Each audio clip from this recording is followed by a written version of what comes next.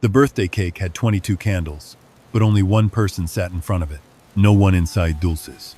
Recuerdos noticed that the shelf behind Clara Valcarcel still sat 7 centimeters too high.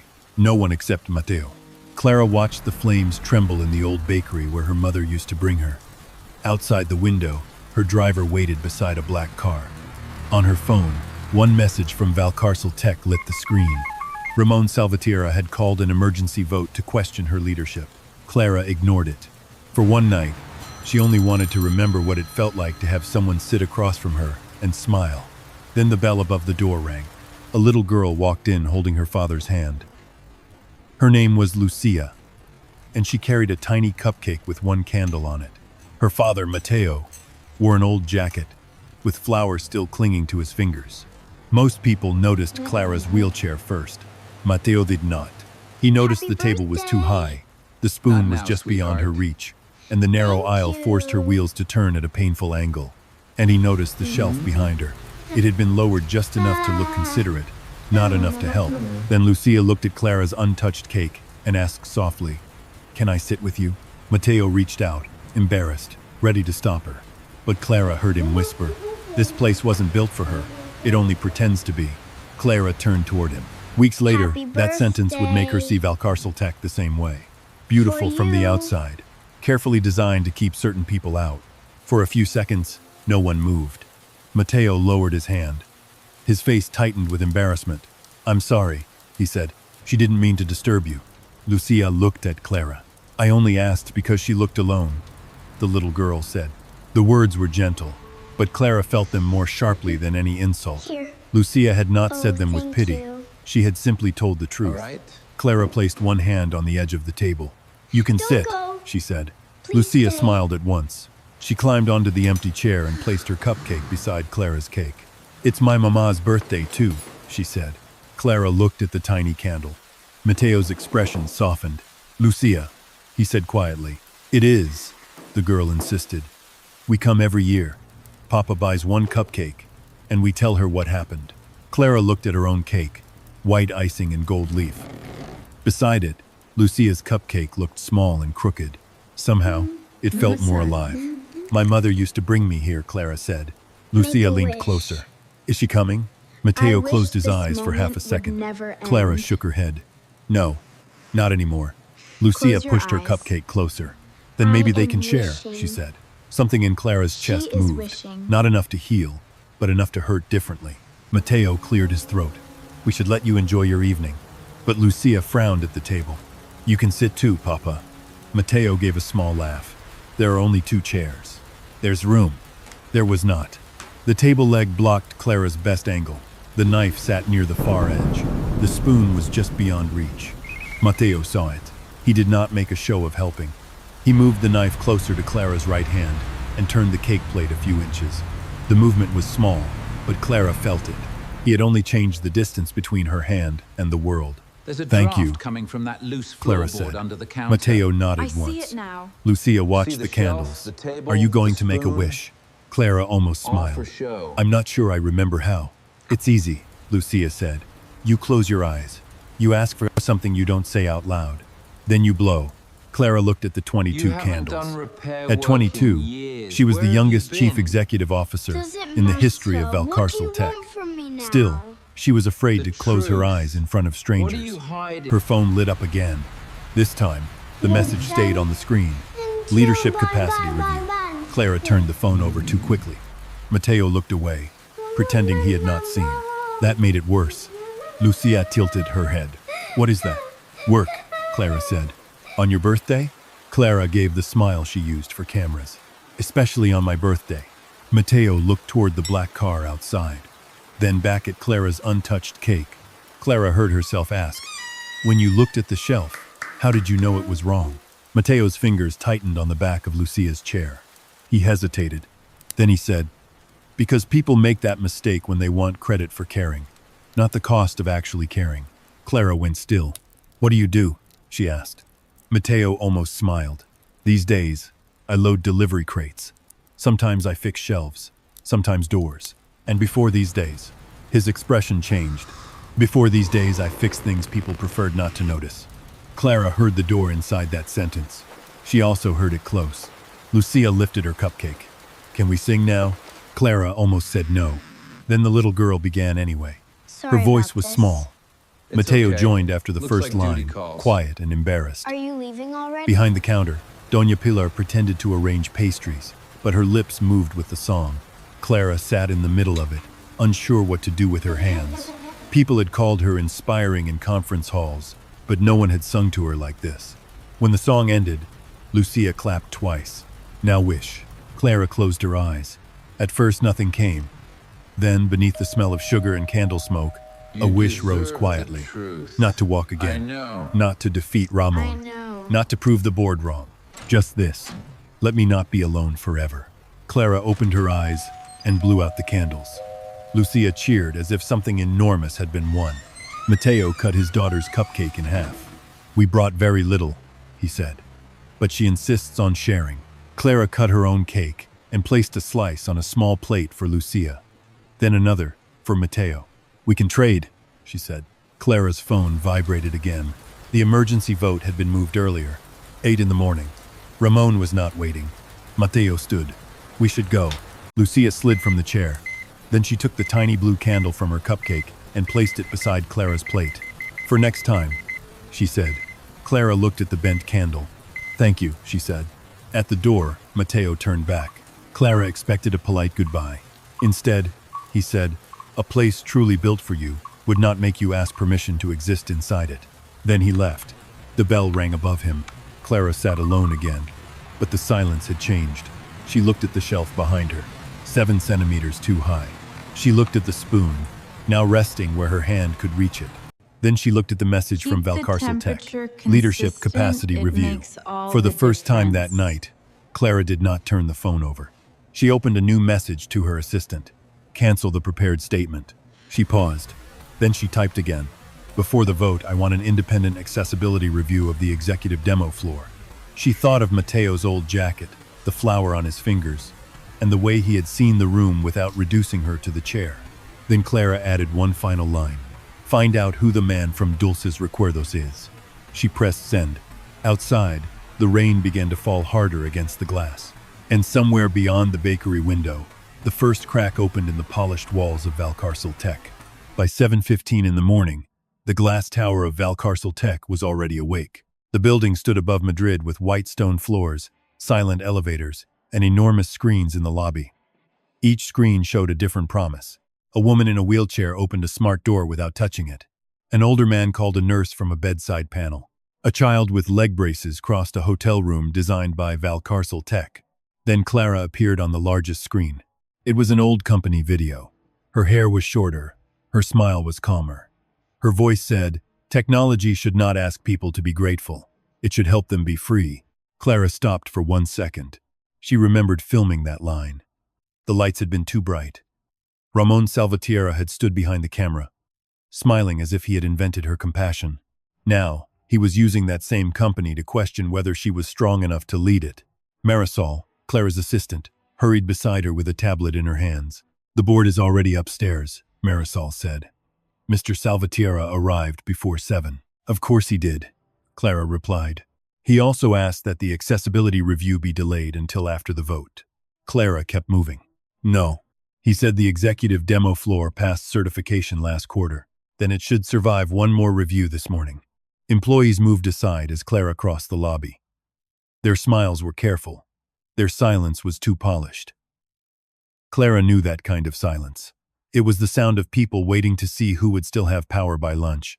The executive elevator opened. Inside, Clara saw her reflection in the metal doors. Dark jacket, white blouse, steady hands. She looked composed. She felt like the floor under her had already started to tilt. The executive demo floor was on the 31st level. Investors loved it. Hospitals loved it. Journalists loved it.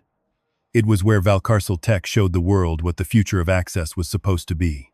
There was a recovery apartment for patients after surgery. There was a hotel room for guests with limited mobility. There was a hospital corridor with automatic doors, emergency panels, and smart sensors. Every room looked warm, expensive, and humane, at least from a standing distance. When Clara entered, 2 engineers were waiting near the first unit. So was Ramon. He wore a navy suit and held a leather folder against his chest. His silver hair was perfect. His expression was gentle enough to be dangerous. "Clara," he said, "you should be in the boardroom. I requested a review. You requested it near midnight. I requested it before the vote." Ramon smiled with practiced patience. "We cannot govern this company because a man in a bakery made you uncomfortable." "He did not make me uncomfortable," Clara said. "He made me look." For the first time, Ramon's smile weakened. One engineer stepped forward. His badge read Andres Molina. He looked young, tired, and afraid of every person in the room. "We can begin with the apartment unit," Andres said. Clara nodded. The apartment was beautiful. Warm cabinets, soft lights, a bed that could lower itself, a kitchen counter with a voice-controlled panel. Ramon gestured toward it like a proud host. "This unit is part of the Asterian mobility integration," he said. "Exactly the kind of innovation our acquisition will accelerate." Clara rolled toward the kitchen. The first problem appeared before the system even turned on. The space between the counter and the island felt wrong. On the printed plan, the wheelchair rotation circle was marked at 150 centimeters. In the real room, Clara felt the missing space in her shoulders before Andres measured it. He stretched the tape across the floor. 143 centimeters, he said quietly. Ramon gave a light sigh. "A furniture placement issue." Clara touched the base of the island. "It is bolted down." No one answered. She moved to the cabinet. The lower shelf opened smoothly, but the handle forced her wrist to twist. It was not dramatic. It was not the kind of flaw that looked serious in a report. But Clara knew what small pain became after a full day. Small became exhaustion. Small became asking for help. Small became a person pretending they were free, while the room kept reminding them they were not. "Write it down," Clara said. Marisol typed quickly. They moved to the bedroom. A slim white emergency panel glowed beside the bed. It looked elegant. But when Clara positioned her chair where a real patient would transfer, the button sat outside her natural reach. She stretched her arm. Her fingers missed it. Andres looked at the floor. "It passed wall placement," he said. "From standing height?" Clara asked. He did not answer. Ramon closed his folder. "This is exactly my concern. You are too close to this issue." Clara turned her chair toward him. "Because I know what happens when a room lies." His eyes sharpened. "A chief executive officer must separate personal experience from judgment. My personal experience is why I noticed the judgment was wrong." The words stayed in the air. Ramon did not attack again. Not directly. He never wasted force when implication could do the same work. They moved into the hospital corridor. The automatic door opened when Andres activated the sensor. At first, it seemed perfect. Clara watched the tiny delay between the blue flash and the movement of the door. "Again," she said. Andres repeated the test. "Flash. Pause. Open." "How long?" Clara asked. "About 1 second. Measure it." Andres connected his phone to the diagnostic port. The number appeared. 1.8 seconds. Marisol stopped typing for a moment. In a quiet showroom, 1.8 seconds was nothing. In a hospital corridor, with alarms sounding and a wheelchair angled wrong, it could become a trap. Ramon's voice stayed calm. "You are turning tolerances into scandals." "No," Clara said. "I am turning slogans back into measurements." Marisol's tablet chimed. Her face changed. "What is it?" Clara asked. The board moved the vote to 8:30. Clara looked at Ramon. He did not pretend surprise quickly enough. That was when Clara noticed the small silver sticker on the door control panel. A certification label. She rolled closer. The code ended in DS07. A lowered shelf in Dulce's Recuerdos returned to her mind. 7 centimeters too high. A stranger's voice. "This place wasn't built for her. It only pretends to be." "André," Clara said. "Pull the certification file for this unit." Ramon stepped forward. "That can wait." "No, it cannot." Andres opened the file. His eyes moved across the screen. Then he looked at Ramon before he looked at Clara. That was enough. "What do you see?" Clara asked. Andres swallowed. "The same certification code appears on another unit." Marisol looked up. "That should be impossible." "It should be," Andres said. Ramon's voice hardened. "We have a vote to attend." Clara touched the small blue candle in her jacket pocket. Lucia had left frosting on its base. Clara had not cleaned it off. Last night, it had been a child's gift. This morning, it reminded her not to turn away. Clara looked at Andres. Save every measurement. Screenshot every file. Send copies to Marisol before anyone corrects the record. Andre went pale. Ramon stared at her. Clara made his eyes. You wanted to question my leadership, she said. Now, we can begin with what this company has been pretending not to see. At the end of the corridor, the boardroom doors waited tall and dark. Clara rolled toward them anyway. The boardroom was silent when Clara entered. 12 directors sat around the black table, each one pretending to read the files in front of them. Ramon Salvatierra stood at the far end, calm enough to look innocent. Before we vote, Clara said, the executive demo floor needs an independent review. Ramon closed his leather folder. We already have internal certification. You also have duplicated codes, unreachable emergency panels, and a door delay of 1.8 seconds. A few directors looked up. Ramon's smile stayed polite. Clara, one uncomfortable morning does not justify bringing a stranger into company procedure. Sofia Aguirre, the oldest board member, tapped her pen once. Who is this stranger? Clara thought of flour on tired fingers, a blue candle, and a sentence that had followed her all night. Someone who saw in 5 seconds what our reports missed for months. 2 hours later, Mateo Herrera was behind Dulce's Recuerdos, lifting flour sacks from a delivery cart. When Clara's black car stopped near the alley, he froze. Lucia stood by the bakery door with a paper bag in her hands. Birthday lady, she called. Mateo's face tightened. Lucia, inside. But Papa, please. The girl went in slowly, watching through the glass. Clara lowered the car window. I need your help. Mateo wiped his hands on a towel. With what? With a room that pretends to be accessible. His expression changed, but he did not move closer. I am not that person anymore. You were last night. Last night was a table in a bakery. This morning, the same lie appeared inside my company. Mateo looked toward Lucia. She had pressed her face against the window. Clara softened her voice. I am not asking you to protect me. I am asking you to tell the truth. He almost laughed. People like you ask for truth until it becomes expensive. Clara accepted that. Then say no. For a moment, only the sound of traffic filled the alley. Then Lucia opened the bakery door again. Papa, she said, if something is wrong, you fix it. Mateo closed his eyes. When he opened them, the answer was already there. He picked up an old canvas bag from beside the flour sacks. Inside were a tape measure, a small level, a folded angle gauge, and a cracked phone. Clara noticed how naturally his hands found each tool. Mateo noticed her noticing. I fix shelves, he said. Clara nodded. At least start there. When Mateo entered Valcarcel Tech, the lobby judged him before anyone spoke. The guard looked at his jacket. The receptionist looked at his shoes. 2 employees looked at the flour under his fingernails. Mateo saw all of it. He answered none of it.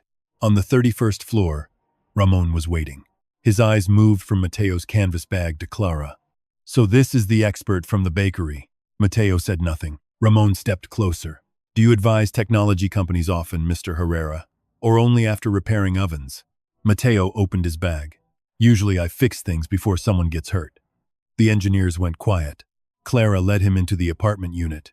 Mateo did not admire the warm wood or the expensive lights. He crouched near the kitchen island and measured the turning space. 143 centimeters, he said. Andres Molina, the young engineer from earlier, nodded. That matches our morning measurement. Mateo looked at the printed plan. The plan says 150. That is not a small difference. That is a wheelchair hitting the island every day until the user thinks their own body is the problem. The sentence changed the room. Mateo moved to the cabinet. He sat on a low-maintenance stool and reached from a seated position. The handle angle is wrong, he said. It works for a standing body. From here, it twists the wrist. Ramon said. This level of detail is not relevant to acquisition strategy. Mateo looked at him for the first time. It is relevant to the person who has to live with your strategy. No one answered. They moved to the hotel unit. Mateo placed the angle gauge on the ramp leading into the bathroom. Too steep. Andres checked the design file. It says compliant. Mateo tapped the ramp. The file is lying. Ramon's voice sharpened. Or your tool is cheap. Mateo handed the gauge to Andres. Use yours. Andres measured again. The result did not change. Clara saw Ramon's jaw tighten. For the first time that morning, he did not look concerned. He looked interrupted. At the bedside panel, Mateo asked Andres to sit in the wheelchair test unit. Now call for help from a natural transfer angle. Andre reached. His fingers missed the panel. Mateo did not gloat. He only said, a real patient would try twice, then panic, then fall. The directors watching through the video link went silent. Then Mateo stopped near the automatic door control panel. He leaned toward the silver certification sticker. DS07, he said. Clara straightened. You know that code? Mateo's face went still. I have seen it before. Where? He looked at Ramon. Ramon did not blink. Mateo turned to Andres. Show me the contractor record. Ramon stepped forward. That information is restricted. Clara's voice cut across his. Show him.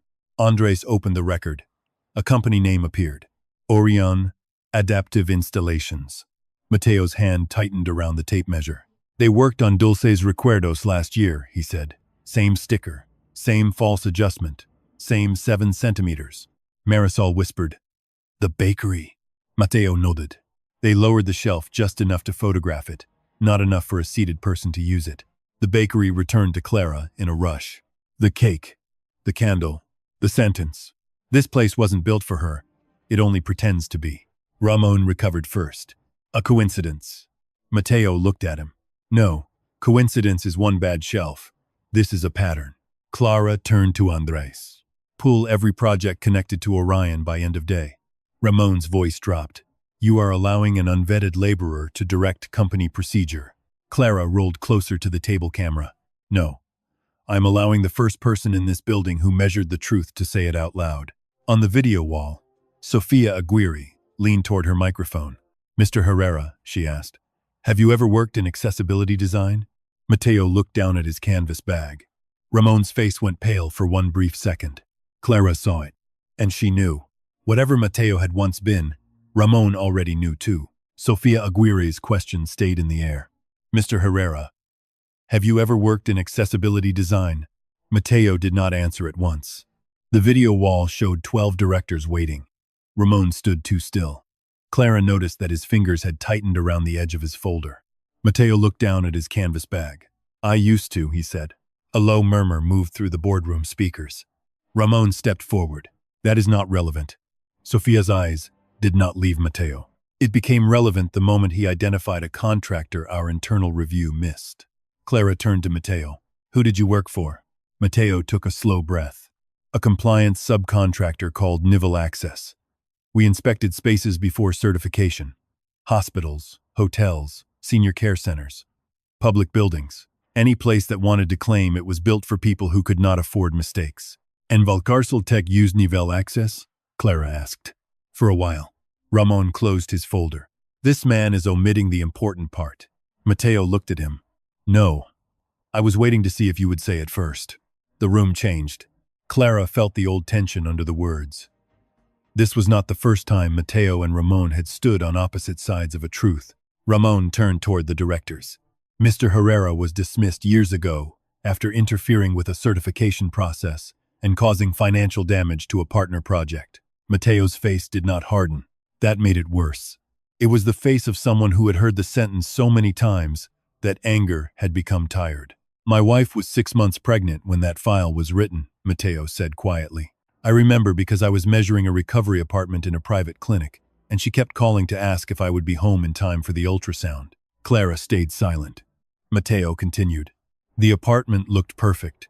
Clean wood, soft lights, a bed that lowered itself, just like this one. But the bathroom ramp was too steep. The emergency pull cord was tied too high, and the transfer space beside the bed was short by 7 centimeters. 7 centimeters. Clara felt the number strike the room again. Mateo opened his cracked phone and searched through old files. His hands were steady, but his voice had changed. I refused to sign. Andres, the young engineer, whispered, the certification failed? It should have, Mateo said. But the next morning, the report had my digital approval on it. Marisol looked up sharply. Forged? Mateo gave a small, humorless smile. That word is expensive.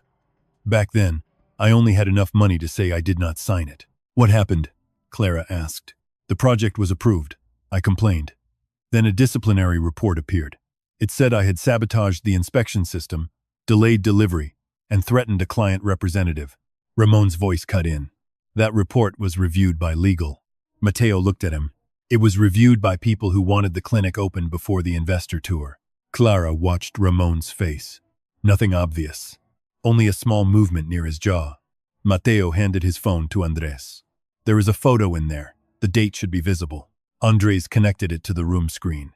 An old image appeared. A younger Mateo stood beside a bathroom ramp, holding a tape measure. Behind him, near the corner of the frame, was a silver sticker. DS07. Clara heard Marisol inhale. Ramon spoke before anyone else could. A sticker in an old photograph proves nothing. No, Mateo said, but it proves the mistake is older than this morning. Sofia leaned closer to her camera. And the contractor? Mateo looked at the image. Orion Adaptive Installations. The name landed heavily. Clara turned toward Ramon. You knew him. Ramon gave a cold smile. I know many people who once failed in this industry. For the first time, Mateo's calm broke. I did not fail. I was buried. Lucia's name was not spoken. But Clara felt her in the room. The child at the bakery. The cupcake. The way she had said, if something is wrong, you fix it. Mateo lowered his voice. After that report, no one hired me for inspections. My wife got sick after Lucia was born. I took delivery work because it paid fast. Then repair work. Then anything that kept food on the table. I stopped fighting because hospitals do not wait for poor men to clear their names. Clara looked at his old canvas bag. A tape measure, a lever, an Engelgau. Not the tools of a man who had forgotten his work. The tools of a man who had kept a language no one allowed him to speak. Why did you never bring this to Valcarcel Tech? Clara asked. Mateo looked at her, and the answer was not cruel. It was worse. It was honest. Because your company was on the documents. The boardroom went silent. Clara felt the words enter her like cold water. My mother was alive then, she said. I know, Mateo replied. That is why I wanted to believe she never saw the report. Ramon straightened. This is emotional speculation. No, Clara said. This is a pattern. She looked at Andres. Find the archive for Novell Access. Search for Mateo Herrera, Orion Adaptive Installations, and DS07. Andres hesitated. Ramon turned on him. You do not have authorization. Clara's voice stayed calm. He does now.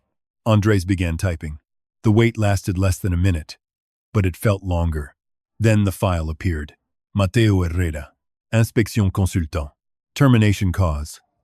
Sabotage of certification workflow. Attached evidence. Incomplete. Independent witness signature. Missing. Marisol read the last line under her breath. Missing. Mateo closed his eyes. For years, the word sabotage had followed him. Now, one missing signature had made the word tremble. Sofia spoke from the video wall. Clara, this vote cannot proceed as scheduled. Ramon turned toward her. You are allowing a sentimental performance to derail governance. Clara looked at Mateo. He was not asking to be saved. That was what made her ashamed. He had come to measure a room. Instead, the room had opened his wound in front of people who once would have ignored him. Clara faced the board. No vote happens until we know who forged a safety approval, who buried this man's report, and why the same contractor is inside our current acquisition. Ramon's smile returned, but now it looked thinner. Be careful, Clara. You are accusing your own company. Clara touched the blue candle in her pocket. No, she said. I am finally listening to the people my company taught itself not to hear. Mateo looked at her then, not with trust yet, but with the first sign that trust might still be possible. And somewhere inside the archive system, Andres found another file. A locked one. Its title was simple. Asterion Mobility, Preliminary Integration. The date was 3 years old, and the approving board liaison was Ramon Salvatierra. The locked file did not open at first. Andres tried his employee password, then his engineering access key, then a temporary administrator token Marisol requested from security. Each attempt failed. On the screen, the same warning returned. Restricted by board liaison authority. Clara did not look at Ramon. Not yet. If she looked too soon, he would know the file had already told her enough. Copy the file path, she said. Andres did. Ramon closed his folder with a soft snap. This is becoming improper. No, Clara said. Improper was hiding a safety file from the chief executive officer. The directors on the video wall murmured. Sophia said nothing, but she wrote something down. Clara turned to Marisol. Find every invoice connected to Orion Adaptive Installations. Start with public projects, community grants, and demo floor upgrades. Marisol nodded and moved to a side desk. Mateo stood near the wall, his canvas bag hanging from one shoulder. He looked as if every polished surface in the room remembered the life he had lost. Clara noticed, but she did not soften the moment. Not in front of Ramon. Mateo, she said. You mentioned Dulce's Recuerdos was renovated last year. Yes. Would Doña Pilar still have the invoice? If she kept it for taxes? Yes. Clara handed him a company phone. Call her. Mateo looked at the phone, then at Clara. You want to bring a bakery receipt into a board investigation? I want the first honest document we can get. That answer made him pause. Then he dialed. Doña Pilar answered on the third ring. Mateo put her on speaker. Her voice filled the room, warm and suspicious. Mateo, if this is about the broken mixer, I told you it only screams on rainy days. A few directors blinked. Mateo almost smiled. It is not the mixer. Doña Pilar, do you still have the renovation invoice from last year? The shelf work, the aisle widening, the accessibility grant. The bakery owner went quiet. Why? Clara leaned closer. Because the same contractor may have worked on my company's demo floor. Another pause. Then paper rustled. I kept everything, Doña Pilar said.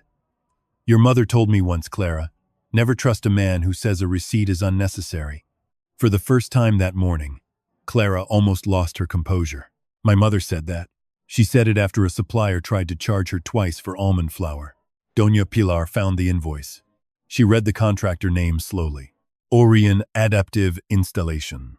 Mateo shut his eyes. And the project code? Clara asked. DS07. Marisol stopped typing. Andres looked at Mateo. Ramon exhaled as if bored. A community bakery invoice is not evidence of corporate fraud. No, Clara said. It is a thread. She looked at Marisol. Pull the grant file. Marisol found it quickly. Dulce's Recuerdos had received a small neighborhood accessibility grant from Valcarcel Tech's Public Goodwill Program. The grant had been approved by a department under Ramon's oversight. The final inspection photo showed the shelf behind Clara's table. From the photo, the shelf looked perfect. Mateo stepped closer. They photographed it from standing height. He pointed to the image. See the angle? They wanted the shelf to look low, but no seated user is in the frame. No reach test marker, no chair clearance line. Andres opened another window. We use reach test markers in all certified projects. Then where is it? Clara asked. No one answered. Marisol kept digging. The next file was worse. Orion appeared in 14 community grant renovations, 6 hospital pilot spaces, 3 hotel partnerships, and the executive demo floor. Each project had a different description, but the same internal cost code appeared inside the payment system. DS07. Andres frowned. That should not happen. Cost codes are project-specific. Unless someone wanted separate projects to look unrelated, Mateo said. Clara looked at him. He was no longer hiding behind old shame. His eyes had sharpened. The work had found him again. One hospital pilot had been billed twice under 2 names. One name was Orion. The other was Asterion Mobility Services, a small subsidiary that did not appear on the public acquisition summary. The address was a rented office above a closed travel agency. The phone number went to voicemail. The bank account, however, had received money from both sides of the same upgrade. Marisol looked up slowly. Orion installed the failures. Asterion sold the replacement package. Mateo's voice was low. Break the room, then sell the repair. Andres searched the quality system for DS07. A list of tickets appeared. Most were marked resolved. One ticket near the bottom caught Clara's eye. A CCSS 417. She read the note aloud. User reach test failed by 7 centimeters. Her voice dropped. Open it. The ticket opened. The original report showed 3 warnings. Shelf height failed. Control panel failed. Transfer clearance failed. Then the status changed. Resolved. Same day. Same administrator account. Marisol whispered the account name. RS Liaison Office. Every face on the video wall turned toward Ramon.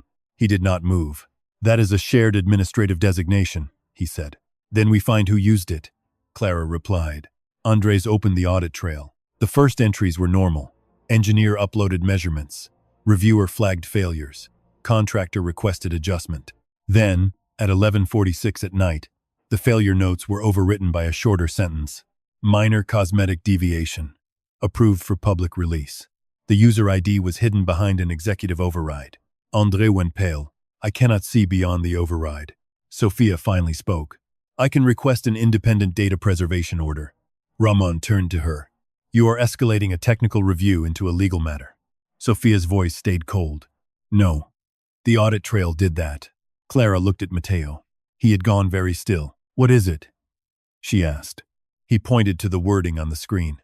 Minor cosmetic deviation. You know that phrase? It was in my termination file. The room tightened. Mateo took his cracked phone and opened the old photo again.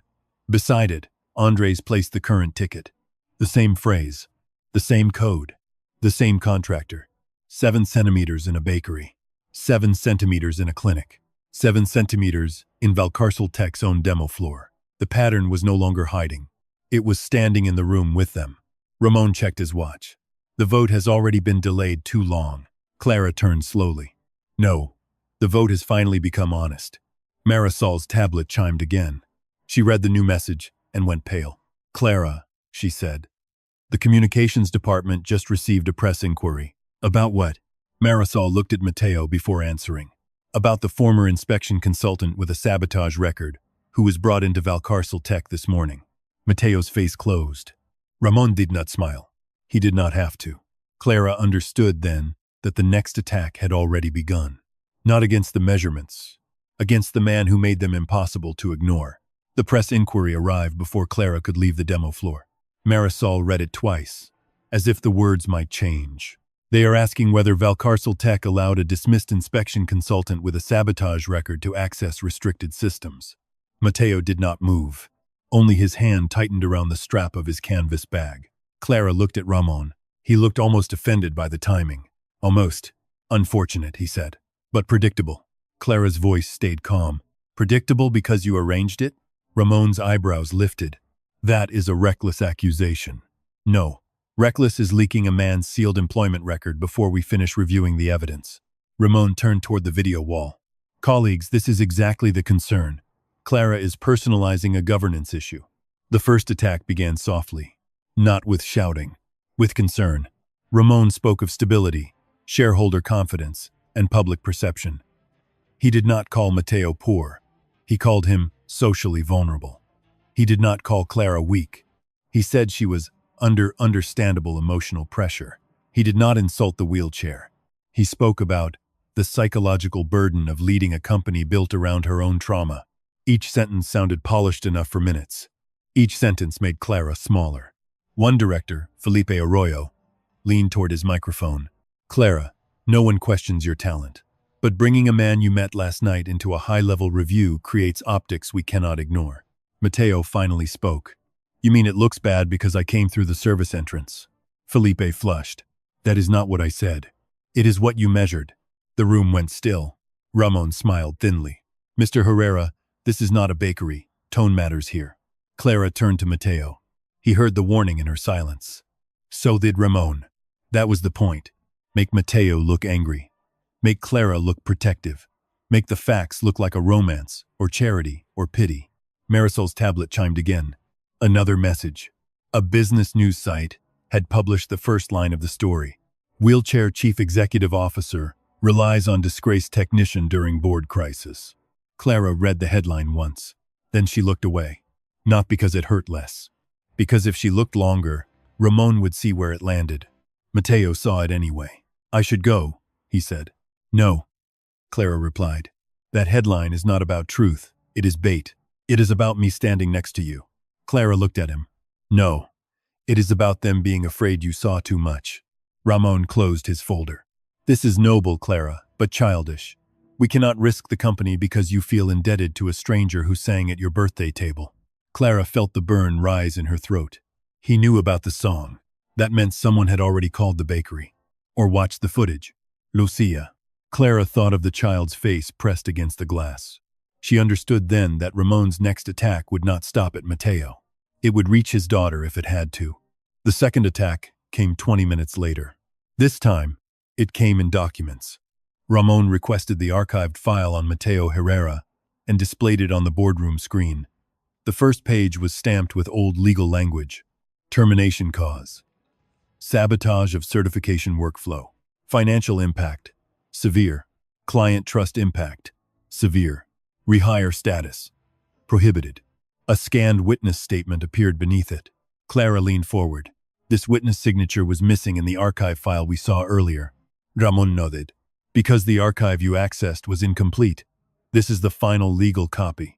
Mateo stared at the screen. His face had gone pale. That signature was not there. Ramon's voice softened. Mr. Herrera, memory often protects people from the parts of their past they cannot face. Mateo took one step forward. That is not my past. That is a lie someone finished after I was gone. Careful, Ramon said. You are now accusing multiple legal officers, a client representative, and the former compliance department. No, Mateo said. I am accusing whoever needed my name destroyed. The witness name on the document was Elena Cruz. Mateo shook his head. Elena refused to sign. She told me she would not lie. Ramon turned to the board. Elena Cruz died 4 years ago. Conveniently, she cannot confirm Mr. Herrera's version. The cruelty was quiet. That made it worse. For the first time, Mateo looked unsteady. Clara saw what the file did to him. It did not only accuse him, it returned him to the years when nobody had believed him, when his wife was ill, when every door closed before he could explain. Ramon knew that. He was not arguing with Mateo. He was pressing on an old bruise. Sofia spoke from the video wall. Who produced this final copy? Ramon replied at once. The legal archive. I asked who produced it. A pause. Then Marisol answered. The upload record says it was added to the system 2 hours ago. The boardroom shifted. Ramon did not panic. That is when I requested the file. Andres, still at the side console, frowned. The metadata shows the witness page was scanned separately. Ramon looked at him. Are you now offering legal analysis, Andres? The young engineer lowered his eyes. Clara saw the fear move through him. A lesson passed silently through the room. Speak, and become next. Mateo picked up his canvas bag. I am done. Clara turned. Mateo, no. His voice was low. I came here to measure a room. I will not let my daughter watch strangers turn my life into a warning again. He walked toward the door. Ramon did not stop him. He had what he wanted. A man leaving looks guilty. A woman asking him to stay looks compromised. Clara could feel every director watching her. She wanted to call Mateo back. She also knew that if she did, Ramon would make it the headline by afternoon. So she let Mateo reach the door. Then she said, Marisol, preserve the metadata from the new file. Andres, save the scan separation record. Sofia, request the data preservation order. Ramon's face hardened. Clara turned to the board. You wanted to know whether I can lead under pressure. Good. Watch carefully. Mateo stopped at the door, but he did not turn around. Clara kept her eyes on Ramon. We are not voting today on whether I trust Mateo Herrera. We are investigating why this company keeps producing documents that become cleaner every time someone powerful needs them. For the first time, Ramon's polished concern disappeared. Only for a second. But Clara saw it. So did Sofia. And Mateo, still facing the door, heard enough to stay. Mateo did not leave the building.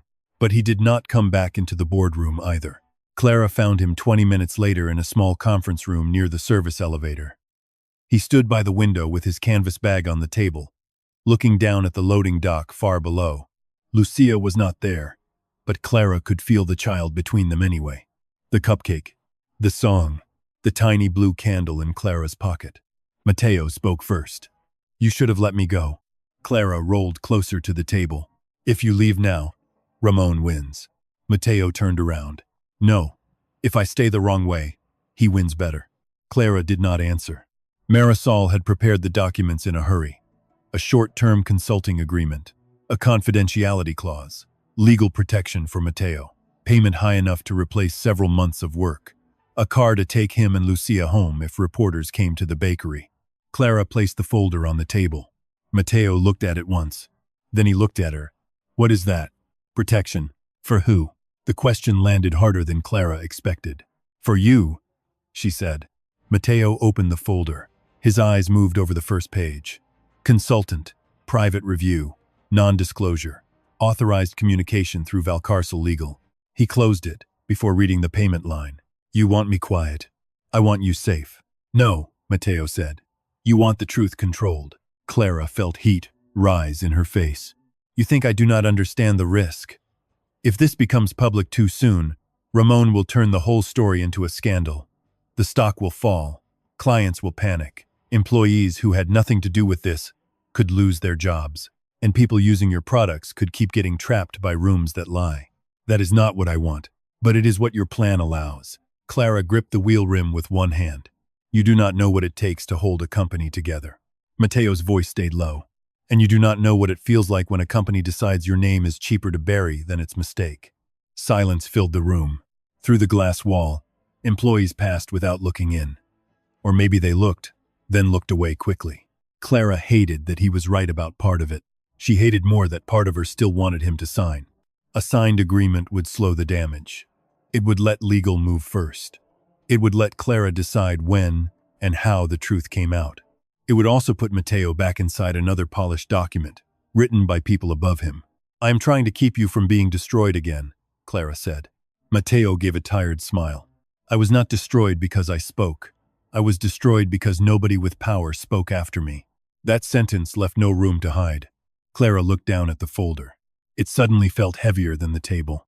Her phone vibrated. Marisol had sent 3 alerts. Reporters were outside Dulce's Recuerdos. An anonymous source had given them Matteo's old file. Someone had also posted a blurred photo of him entering Valcarcel Tech with Clara. Matteo saw the screen before she turned it over. His face changed. Lucia. He grabbed his bag. Clara moved fast, blocking the door with her chair. Wait. My driver can bring her through the private garage. I do not want your driver near my daughter. Matteo. No. His voice broke for the first time. You do not understand. Last time, they took my work. Then they took my name. I will not let them take the way my child looks at me. Clara moved aside. The anger in him was not against her only. It was against every closed door that had taught him help always came with a hook. He reached the hall, then stopped. Lucia stood there. Marisol had brought her up through the staff entrance, holding the paper bag from the bakery. The little girl looked from her father to Clara. Why are there people outside? Lucia asked. Matteo crouched in front of her. They are confused. Did you fix something wrong? His face tightened. No, mi amor. Lucia looked at Clara. Did Papa help you? Clara swallowed. Yes. Then why is he sad? Neither adult answered. Lucia stepped closer to Clara. The hallway lights reflected in her eyes. Yesterday you looked sad because you were alone, she said. I thought you did not want that anymore. The words were simple. That was why they cut through every legal strategy in Clara's mind. Clara looked at Matteo. Then she looked at the folder still lying on the table behind her. She rolled back into the conference room, picked it up, and removed the confidentiality pages. Marisol started. Clara. No. Clara tore the pages once. Then again. The sound was small, but everyone in the hallway heard it. Matteo stood slowly. Clara handed him what remained. A consulting agreement without silence, she said. You will be paid for your work. You will have legal protection, but you will not be required to hide what you found. Matteo did not take it. What about your company? Clara looked toward the boardroom doors. My mother built Valcarcel Tech to make people freer. If the company survives only by keeping them quiet, then Ramon already owns it. For the first time, Matteo's eyes softened. Not forgiveness, not trust, but something that could become either one. Marisol's tablet chimed again. She read the message and looked up. Ramon is asking the board to resume the vote now. Clara nodded. Then we go back. Matteo picked up his canvas bag. Lucia slipped her hand into his. Clara noticed that he did not pull away when Lucia reached toward her too. The 3 of them moved down the corridor together. Not as a family. Not yet. As 3 people who had been made lonely by different lies, walking toward the same room. Inside, Ramon was waiting. This time, Clara did not enter first. She let Matteo enter beside her. The boardroom doors opened before Clara reached them. Ramon stood inside, facing the directors on the video wall. Behind him, the main screen showed the executive demo floor again, the hospital corridor, the automatic door, the smart emergency panel, the polished future Valcarcel Tech wanted to sell by the end of the month. He turned when Clara entered with Matteo and Lucia. His eyes went first to Matteo, then to the child, then back to Clara. You brought his daughter into this now? Clara's voice stayed even. No. Your leak brought reporters to her bakery. Matteo moved Lucia behind him. Ramon lifted both hands, as if disappointed. Clara, the vote has been delayed twice. Investors are asking questions. The press is circling. We need order. We need the truth. And we will find it through proper channels. Matteo gave a quiet laugh. Ramon looked at him. Something amusing? Proper channels are where bad people hide things until good people get tired. The room tightened. Clara saw Ramon's opportunity appear. Matteo sounded angry. A poor man with an old record, standing in a boardroom, speaking out of turn. Ramon did not need to invent the image. He only needed to frame it. Before he could, Andres rushed in from the corridor. Clara, he said, the demo team is preparing the investor presentation. What presentation? Ramon answered first. The Asterion Mobility Preview. It was scheduled weeks ago. Clara turned sharply. You are running the demo now. Of course. Canceling it would confirm panic. Matteo looked toward the screen. The automatic door is still unsafe. Ramon smiled. Your opinion is noted. It is not an opinion. Clara looked at Andres. Stop the demo. Andres hesitated. The investors are already in the viewing suite. Ramon's voice was calm. The presentation proceeds. Clara started toward the corridor, but Ramon stepped in front of her chair. Clara, if you interrupt this publicly, the board will have no choice but to treat your conduct as unstable. Matteo was already moving. Where's the control room? Andres pointed before thinking. Ramon snapped. Do not answer him. But Matteo had seen enough. He ran down the corridor with his canvas bag striking his hip. Clara called after him. Matteo. Wait. He did not. The viewing suite was separated from the hospital corridor by glass. Inside, the demo user, a young employee named Daniel, waited in a wheelchair near the automatic door. The system began. A blue sensor flashed. The door delayed. Daniel rolled forward at the wrong angle, following the scripted route marked on the floor. Matteo reached the control panel outside the corridor. Stop him, he said. The technician beside the panel frowned. You are not authorized. The left sensor has a blind spot. The technician looked toward Ramon, who had arrived behind Clara. Ramon shook his head. Continue.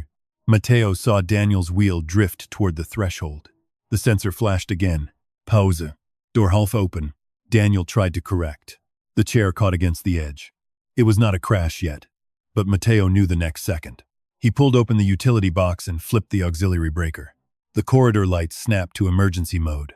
The door froze open. The presenter gasped. The investors stood. Daniel stopped inches before his front wheel struck the angled metal strip. For one breath, everyone understood what had almost happened.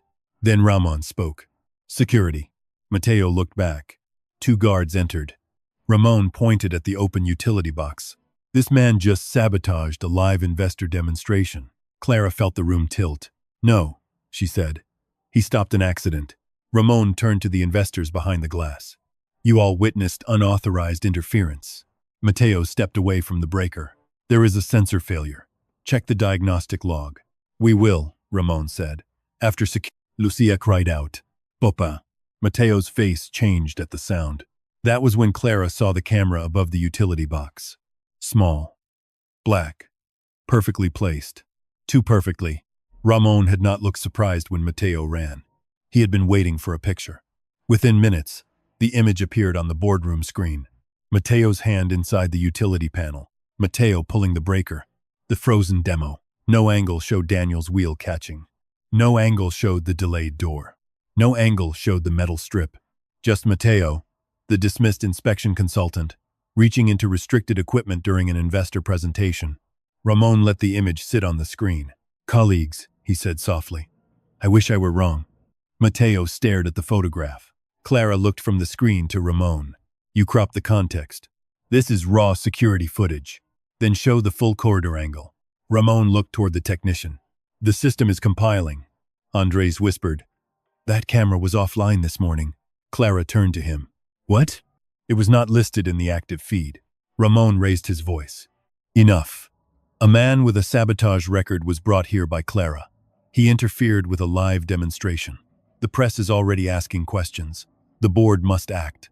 Sophia leaned toward her microphone. Where's the diagnostic log? Ramon did not answer her. He looked at Clara instead. Separate yourself from him now. Publicly. Say he acted alone. Mateo turned toward Clara.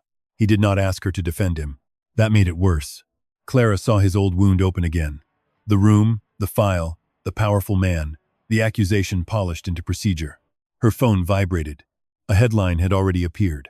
Disgraced technician disrupts Valcarcel tech investor demo.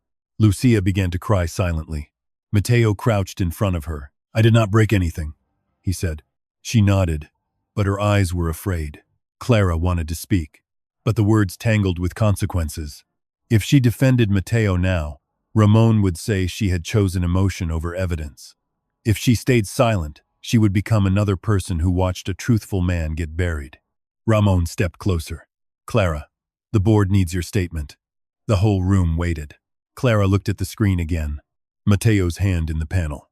A perfect image. A perfect lie. Then she saw one small detail. Daniel's chair in the corner of the frame. Barely visible. One front wheel lifted off the floor. The accident had already begun before Mateo touched the breaker. Clara raised her hand. No statement till the full footage is preserved. Ramon's expression hardened. Too late. The screen changed. File unavailable. For a moment, no one breathed. Andres typed fast. It was deleted. Mateo stood slowly. Clara looked at Ramon. Ramon looked calm again. That was the worst part. He had turned Mateo's warning into guilt. And now, the only footage that could prove why he acted was gone. The deleted footage changed the room faster than the accusation had. Before that moment, Ramon still needed persuasion. After it, he needed speed. He ordered security to escort Mateo from the executive floor. He ordered the investor demo suspended for external interference. Then he asked the board to enter emergency session without Clara's outside consultant present. Mateo did not fight the guards. That almost frightened Clara more. He picked up his canvas bag, took Lucia's hand, and looked at Clara only once.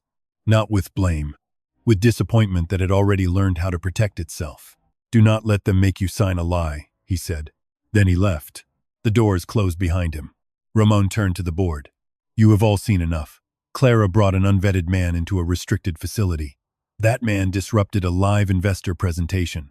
The full footage was unfortunately lost during a system failure, but the remaining image is clear. Clara stared at him. System failure.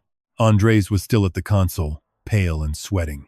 It was a manual deletion, he said. Ramon looked at him. Be careful, Andres. The young engineer swallowed and lowered his eyes.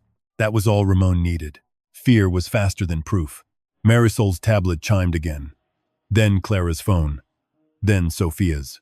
The same document reached all of them at once. A payment record. It showed a transfer of 50,000 euros to Mateo Herrera from a company called Northline Advisory. The memo line read, Consulting Disruption Support. Marisol whispered, No. Ramon's voice grew softer. I did not want to present this until it was verified.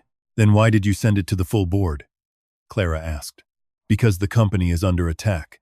Mateo was being turned into the attack. Clara opened the document. The bank number was partly hidden. The timestamp was from the night before, the night of her birthday. The hour Mateo had been singing beside a cupcake in Dulces Recuerdos. It is fake, Clara said. Ramon folded his hands. Perhaps. But until we know, you must separate yourself from him. Another file appeared. A prepared public statement. Clara read the first lines. Valcarcel Tech regrets the unauthorized actions of an external individual brought to the premises without proper clearance. The board has recommended temporary executive oversight to protect company stability. Marisol looked sick. They want you to read this. No, Clara said. Ramon wants me to read it. Ramon did not deny it. If you read it, the market calms down. The board pauses removal proceedings. We investigate quietly. And Mateo? He becomes a legal matter. Clara thought of the folder she had torn that morning. Consultant. Non-disclosure. Authorized communication. The cage had returned with cleaner bars. Sophia's voice came through the video wall. Clara, I can delay the vote for 30 minutes. Not more. Ramon has enough directors frightened. Can you restore audit access? I can request preservation, but someone has locked the trail under emergency governance protocol. Ramon looked almost bored.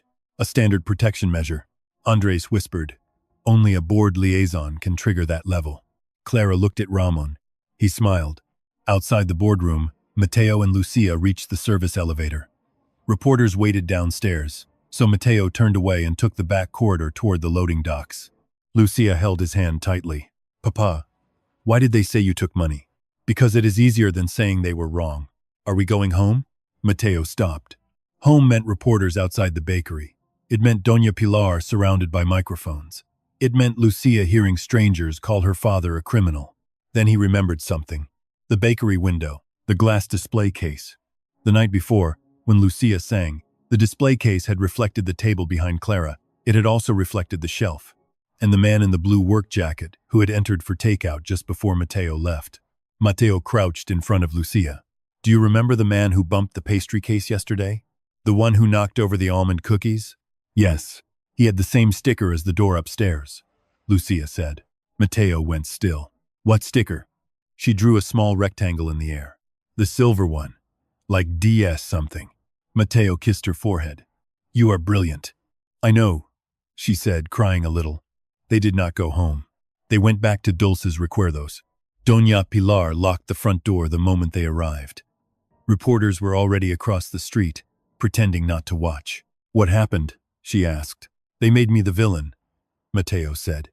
I need your camera footage from last night. The camera over the register is broken. What about the display case? Doña Pilar frowned.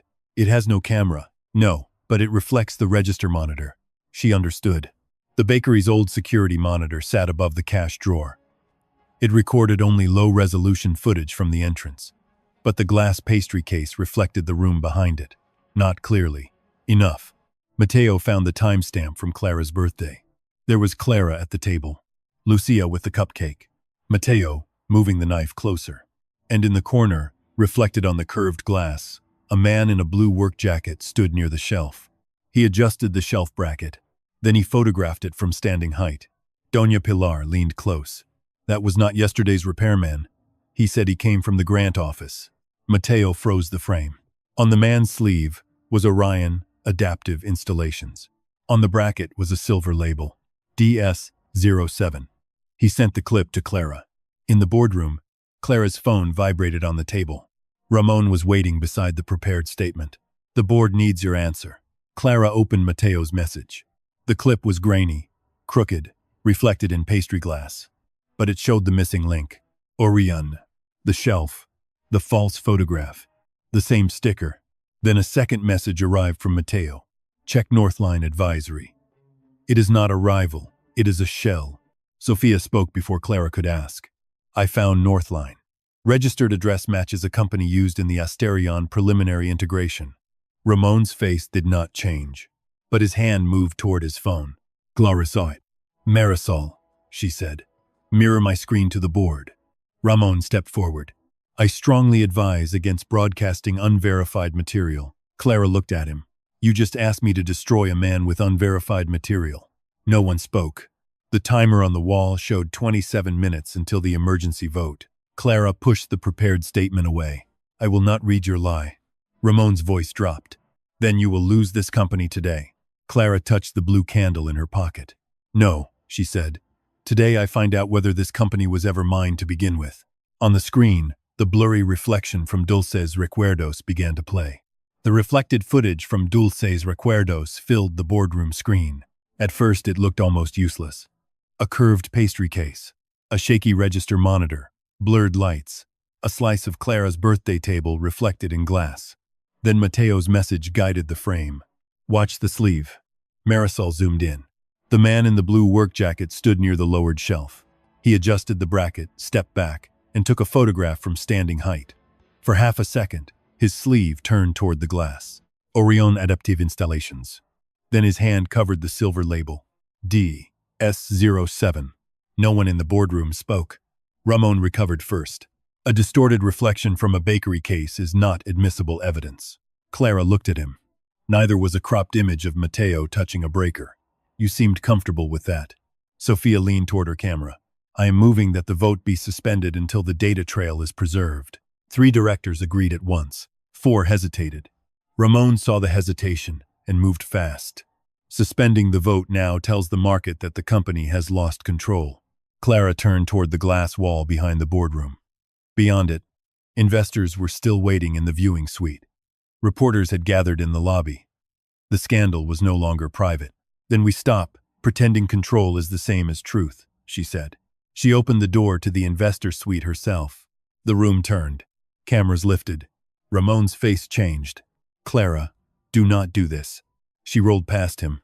I am the chief executive officer of Valcarcel Tech, she said. And I am asking every investor, director, and employee present to watch a real test, not a staged one. The presenter from the failed demo stood frozen. Daniel, the employee in the wheelchair, looked nervous, but stayed near the corridor. Clara faced him. Daniel, you may refuse. He swallowed. I want to know what almost happened to me. Mateo entered through the side door with Lucia and Doña Pilar behind him. Reporters turned their cameras toward him, hungry for the villain Ramon had promised them. Clara spoke before anyone could shout. Mateo Herrera did not sabotage our demonstration. He stopped it because the censor had a blind spot. Ramon cut in. That is an assertion. Then let the room answer. Mateo placed his canvas bag on the floor. This time, he did not rush.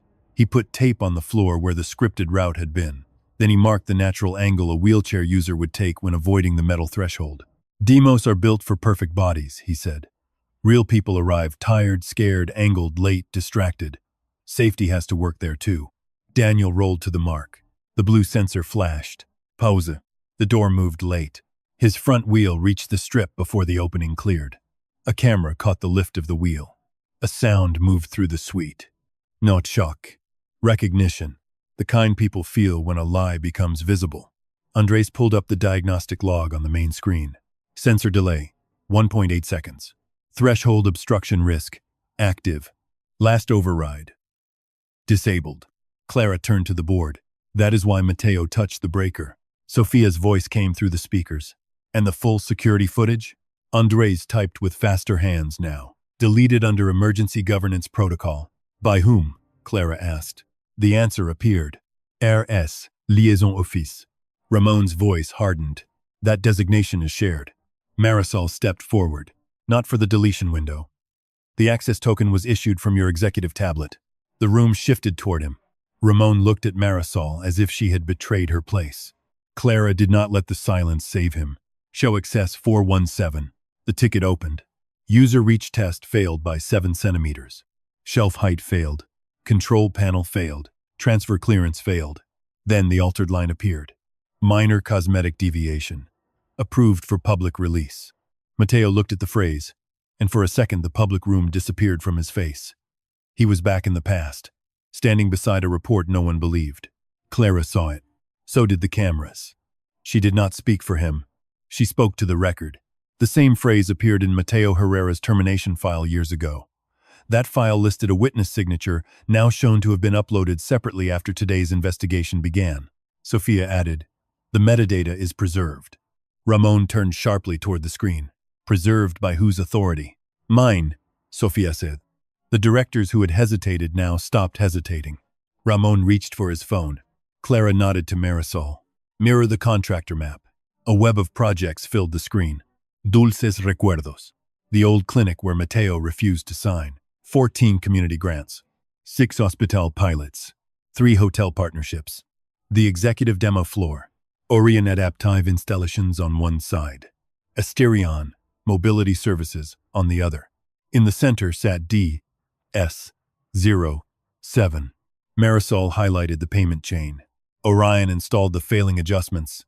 Asterion billed for corrective packages. Northline Advisory, the shell company used to frame Mateo, shares an address with an Asterion preliminary integration entity. Ramon laughed once. It was the wrong sound. Too sharp. Too late.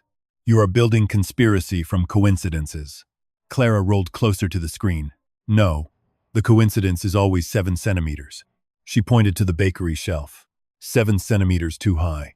The clinic ramp file. 7 centimeters short. Assess 417. 7 centimeters failed. Then the demo floor.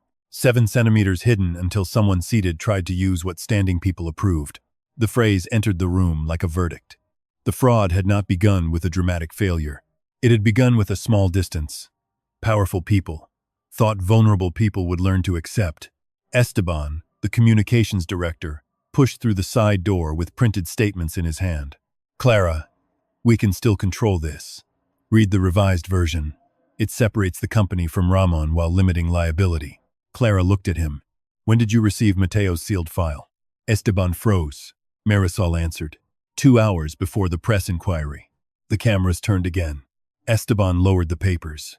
Ramon spoke his name once, sharply. That one word exposed the chain more clearly than any document. Clara faced the room. This company used people like me as proof of compassion, while ignoring people like Mateo when they measured the truth. It sold dignity as a product, then treated real access as a decoration. She touched the blue candle in her pocket. Her voice did not break. My wheelchair is not the weakness here. Mateo's poverty is not the weakness here. Lucia's kindness is not the weakness here. The weakness is a company that became more afraid of honest measurements than unsafe rooms. Mateo looked at her then, not surprised this time. Listening. Ramon tried, Don Simor. You are destroying your mother's legacy. Clara turned toward him. No, I am removing the people who used her name to sell a lie. Sofia called for an emergency motion. This time, the votes moved quickly. Suspend Ramon Salvatierra's board authority. Preserve all records. Refer the matter to external counsel. Terminate Esteban's crisis control role pending investigation. The motions passed. Ramon stood very still. For the first time all day, he had no polished sentence ready. Clara looked at Daniel. Are you all right? Daniel nodded. Because he stopped it. He meant Mateo. The cameras caught that too. Lucia slipped her hand into her father's. Doña Pilar wiped her eyes with a napkin she had stolen from her own bakery. Clara looked at the screen one last time. DS-07. Save in centimeters. A small distance. A whole company's lie. And now, finally, a public record no one could quietly overwrite. Scene 1. 3 days after the public hearing, Ramon Salvatierra's name disappeared from the executive floor. No one announced it with dramatic music. No one applauded in the hallway. His office door was simply sealed with a white evidence notice, and the leather chair behind his desk sat empty under cold morning light. External counsel took the files. Regulators requested the Asterian records. Esteban was removed from crisis communications after Marisol recovered the message chain that showed he had received Mateo's sealed file before the first reporter called. The company did not heal in one headline. It bled first. The stock dropped. Clients demanded audits. Employees whispered in elevators. Directors who had stayed silent suddenly wrote careful emails about concern and accountability. Clara read them all. Then she deleted the ones that pretended silence had been caution. On Friday morning, Mateo returned to Valcarcel Tech, not through the service entrance, but through the main lobby. Lucia held his hand. She wore a yellow coat and carried a paper bag from Dulce's Recuerdos. This time, the guard did not look at Mateo's shoes. Clara waited near the screen that still showed the old company video of her saying technology should help people be free. She looked at Mateo. Your record has been formally corrected, she said. The sabotage finding is void. Nivel Access confirmed the final witness page was added after your termination. Mateo did not smile at first. He looked down, as if part of him did not trust freedom when it arrived in clean paper. Then Lucia squeezed his hand. Papa, she whispered. They wrote the truth. His face changed. Not fully. Enough. Clara handed him a new badge. Independent Testing Council. Real users. Real engineers. Public reports. No quiet consulting, Clara said. No hidden review. You build the process, and I do not get to soften the findings. Mateo looked at the badge. That will make your life harder. Clara almost smiled. Good. Scene 2. 2 weeks later, Dulce's Recuerdos closed for one afternoon. There were no photographers, no ribbon, no speech from Valcarcel Tech. Only Mateo, Andres, Doña Pilar, 2 wheelchair users from the neighborhood, and Clara, holding a pencil behind her ear, while Lucia guarded a plate of almond cookies. They moved tables by hand. They measured the aisle from seated height. They lowered the shelf again. Not for a picture, for use. Mateo asked Clara to reach for the second row of jars. She did. No stretch. No pain in the shoulder. No quiet calculation before moving. Her fingers closed around a jar of cinnamon. Doña Pilar crossed her arms. So, Clara looked at the shelf. It works. Doña Pilar nodded like a queen approving a treaty. Lucia climbed onto a chair, and placed her tiny blue birthday candle on the new shelf. "Now it belongs here," she said. Mateo started to tell her to be careful, then stopped. Clara saw it. A father learning that not every room was waiting to punish his child. That evening, Doña Pilar served cake at the same table where Clara had once sat alone. The table had been changed too. The leg no longer blocked the chair angle. The spoon rested within reach without anyone thinking about it. That was the point. Real care did not ask to be noticed every second. It simply stopped making life harder. Scene 3. 1 year later, Clara returned to Dulce's Recuerdos on her birthday. There were 23 candles on the cake. This time, she did not sit alone. Mateo sat across from her, still wearing an old jacket, though Lucia had sewn a small yellow star over one torn sleeve. Lucia sat between them with a cupcake of her own, because she said birthdays were stronger when they traveled in groups. Outside, the black car waited, but the driver was inside too, eating pastry near the counter. Valcarcel Tech was still changing. Some clients had left, better ones had stayed. The new testing council had failed 3 major products before launch, and Clara had signed every public report herself. It had cost money. It had saved people. Clara no longer appeared in lobby videos as proof of the company's compassion. Instead, the screen showed users testing products before executives approved them. Mateo raised his cup. 2 rooms that tell the truth. Lucia lifted her cupcake. To next time. Clara looked at the candle on the shelf. The same small blue candle. Bent slightly. Clean now. Still there. For years, she had thought strength meant sitting at the head of the table and needing no one. Then a little girl had asked to sit with her. A father had measured what everyone else ignored. And a company built on polished promises had been forced to learn the difference between looking kind and being useful. Clara closed her eyes before blowing out the candles. This time, the wish came easily. Not to be admired. Not to be feared. Not to be alone at the top. Only to keep building rooms where no one had to ask permission to exist. When she opened her eyes, Mateo and Lucia were smiling. The candles went out together, and for the first time in many years, Clara did not count the empty chairs. She only heard Lucia whisper, "See, you do not have to sit alone anymore."